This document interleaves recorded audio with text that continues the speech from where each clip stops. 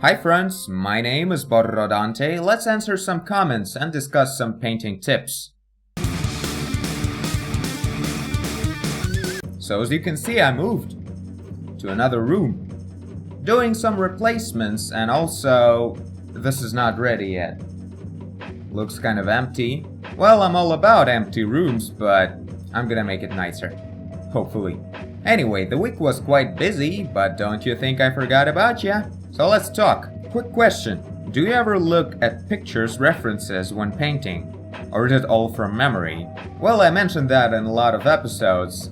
It's quite freaking hard to find references when you're starting to paint. So usually I just go without any references. Well, I might find like a picture or two that just shows something that I'm trying to paint that I have no idea what it looks like a plane, if I would ever paint a plane, you know. But yeah, in general, it's just not working out. It's impossible to find a good reference or to start painting your idea using the pose of a reference. I hate doing that. I can never do that. I need my pose, this stupid way I decided to make it happen. So yeah, that's why on the channel there are two main series now. Let's Paints, where I just paint from my head, and then there's Borrow Study, where I paint exclusively from photos. Hopefully that will make me better with time. You should come up with some cooler names. The cool characters deserve it. Okay. That's a comment to the video of a red angel. I guess that makes sense. I like to do names that are kind of like epic, and also that's why I'm painting things usually kind of empty. I don't know, I like the feeling of epicness and non-humanity, like post-humanity or whatever. And in that case, there's always like, it's like the Space Odyssey kind of thing. Everything is supposed to be just monumental and clean. This is the kind of stuff I like. Imagine a giant stone monument, red sky, and an epic organ music. That kind of stuff is going on in my head all the time. Even when I cook. I love cooking, by the way. Have you tried Lazy Nezumi Pro? It is a really nice software that helps with perspective. It even has fisheye perspective tool. Well, I was quite surprised when I read this, because I didn't know that Nezumi Pro now has the perspective tool. I tried it once like years ago, and it only had that main feature of it when it smooths the strokes. And I found it kind of useless for me, because I usually use quite big tablets and I don't have Parkinson's, so I don't know, it's not a problem. But for some people it might help a lot, the smoothing of strokes. But the perspective tool is really cool. So I downloaded the trial, and we're gonna try it out in the nearest video or something. I opened it once it launched. I don't know what's there inside. I think it's gonna be interesting to check it out together. So we're gonna try to paint something hard surface and something that demands a lot of perspective. It's gonna be like whatever they call it. Unboxing? No, that's not it. Like testing, right? Anyway, so yeah, thanks for the tip. That's really cool. I think it's gonna be an awesome addition to my software arsenal. I think you need to work on indoor compositions. Try to play with the room drawing painting to make the apartment's elements themselves look more interesting. Well, yeah, that's something to work on. I never painted much backgrounds and rooms specifically. So yeah, and I think the Nezumi Pro is gonna help a lot with the perspective. You know, I can easily build the perspective with vanishing points and all that, but I really don't want to do the building up during the speed paint. And if it would be happening on the paper, it would be kind of easier because, I don't know, whenever you zoom in a digital painting, you kind of lose coordination about everything. So having a constant ruler that would help with perspective, that's quite a good idea. Although I'm not sure how Nezumi is gonna work out with zooming in. Probably not the best way. Anyway, I've tried to do studies like yours, but everything is always fuzzy. I don't know if I'm using the Photoshop brushes on the wrong settings or what, but I just can't get clean edges like yours without it looking like thick text marks. Well, this is something to show and tell. Also, there was another comment recently. I think we're gonna combine this into one exercise. Yeah, one of the friends was asking about painting clothes, the white doctor suit specifically. So we can go through some kind of suit right now and see how I do that. So here we are in this room again, and I'm in a bubble.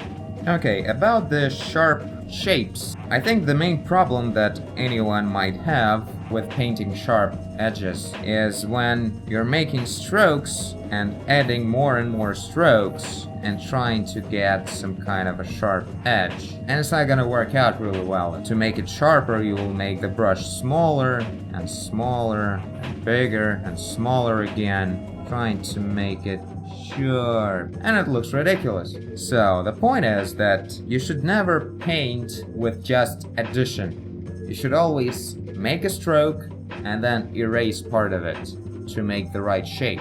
The thing is, what we can paint in general, in reality or in Photoshop, I know it's also reality, but you know, we're always painting with kind of like long cylinders or pipes or whatever, and we never actually need them, right? So we always have to fix them. Never think of painting silhouettes. That's a very important thing, by the way. What I'm trying to say is, if we're painting a suit, let's paint a suit, the white doctor suit. I don't know, the anatomy and geometry is gonna be horrible, but this is not the point. So this is the doctor sitting. The arm will be like this, the other one's like this. So, right now I just painted with addition. I'm adding strokes more and more. And now I feel like I need to change the color part. And I'm just color picking with Alt the background, or using the eraser if you're trying to work in segregated layers, which I don't recommend to overuse much. Trust me, you're only making it worse for yourself. Try to paint in like 1 or 2 layers. I usually use layers just to create like a series, like a history of improvement. So it'll be like stages. That's it. So I used quite a bright color as a base of the suit. So this is gonna be white. You should try to imagine this doctor's suit. And what do you see when you're looking at the suit in general? It's quite a bright spot. It's not completely white, but it's close to it. That's why I use this color. You always have to think about what kind of ambience you have in the room. In my case, you can see that the background is kind of cool. It's slightly blue. That's why the white color will be not bright gray, but slightly bright bluish gray. So if you have a question on, I shouldn't just paint with gray, right? Well, right, because ambience in the room is usually a little warm. Ambience in the street will be a bit cool, so you have to always think about what kind of lighting you have around your character or any object. So, now I'm gonna add shadows. I'm picking this color and I'm going a lot darker, like here. The same saturation and hue. Don't change that, that's not necessary, sort of. Especially with such a simple thing as cloth. So let's say Doctor is like resting his arms on his lap. So what I'm doing right now is I'm thinking about what kind of light is there in the room. In general, it's gonna be like ambient light, like from all around the area. But also there will be like a direct light from somewhere around here. So what we're gonna do right now, we're gonna define the ambient occlusion shadows to figure out the basic geometry for us. Real quick, nothing specific. I'm gonna paint just the suit without arms or anything. So it's gonna look spooky, like an invisible man or something. Or a hard suit. So I'm thinking about where the cavities and any kind of indents going on. So there will be some kind of cavities in the color section, like a classical thing like this. Alright, now the wrinkles part, we're gonna get to it in a minute. But before that, let's go through other cavity parts. Cavities or whatever, shady areas. So the S part will be quite dark since there's no light on the S. So if there's gonna be arms in here, I'm gonna paint kind of like a little bit of shadow from the invisible arms. Oh, also let's do the back side of the color. So this would be really creepy. So on the edge of the back side there will be a brighter area, since that's the outer side already. This is not some kind of genius logic in here, I'm just trying to explain what I'm thinking about when I'm painting stuff from my head. But you should paint a lot from the reference, of course. So right now I'm adding some extra light, trying to figure out, so the light is going from this area. Now everything that's turning away from it is gonna get darker, like this. So I'm just defying basic cylinders of the body. See the sharp area in here, the sharp edge. What I did is I paint one stroke and then I choose the opposite color and erased it. That's how you get all the sharp edges. You have to do that all the time. It's like a tiny puzzle that you have to solve 100 times during the painting. Even more. Like the order of strokes that you should do to slice the shapes correctly to make things work.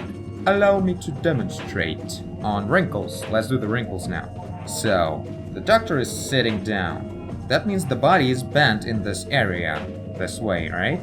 That means that on this inner side of the bending, there will be extra clothing, and that creates perpendicular wrinkles. So let's do something like this. And shoulders are always wide and sticking out, so everything is kind of hanging on them, usually. So there will be kind of slight lines going from them as well. So I don't know, people sometimes say I'm good with wrinkles. I don't know. I just think about what the body is doing and how that would affect the clothes. So here we go, some kind of horizontal wrinkles right here. And there's even more bending here, so let's do more of these. Now, on the shirt we can see how things are going this way when arms are going forward. So let's think about that. Right here there's the seam, and this way the clothing's kind of wrapping around the arm. And the shirt is kind of tight. It's sticking to the surface of the arm a lot, but the doctor's suit is more of a has more negative space around the body, so the clothing will have some space to just hang down because of the gravity. So the silhouette is gonna be not like this, but more like this. So we're gonna do a bit of these kind of strokes, but not too much. Since it's quite a thick cloth, there won't be much of wrinkles at all. They're going away quick. So here's another one in here. Try to follow the logic of the thickness of the cloth. The thicker the cloth, the thicker the strokes should be, to kind of like maintain the nature of the material.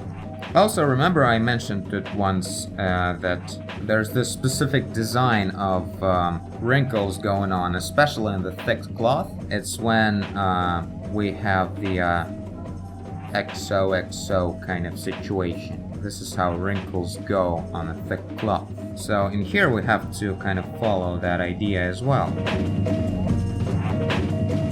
XOXO, like that.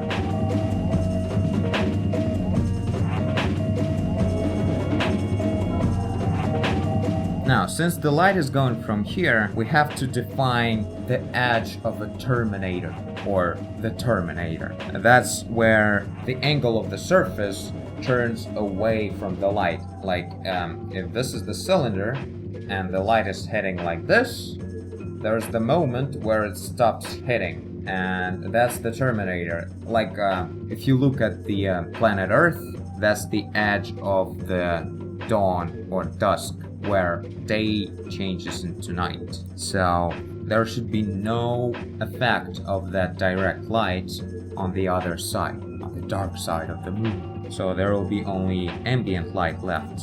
Here's the terminator in this area, and something like that in here as well, a bit more light. Now, everything is really gray. I did that on purpose. This is a good mode to work in the beginning, just defining main light and shadow. Now let's add some darker areas, and I mean really darker, like this much. And let's think where shadows will go even darker than they used to be.